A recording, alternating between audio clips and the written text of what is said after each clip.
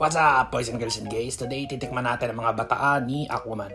Hindi yan. Wrong bitch. Wrong fish. Alright, let's go.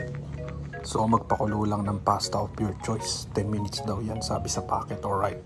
Habang nagpapakulo, maghanda lang ng yan.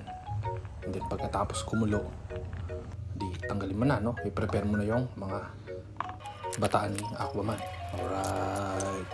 So, ilagay mo lang siya sa lalagyan. Ako kasi, gusto ko, ilalagay ko sa lalagyan eh. Kasi, syempre, mahirap kang kainin pag wala sa lalagyan, diba? And then, pag na-separate mo na, latag mo lang yung noodles, haluin. And then, there you go. Alright. And then, kung i-arrange ko sila, pinakamasarap itong bangus authentic binagoongan kasi maraming flavor. Manghang, bagoongan, bagoong, tapos bangus, tapos yung makrema na bangus. Yung adobo kasi basic lang.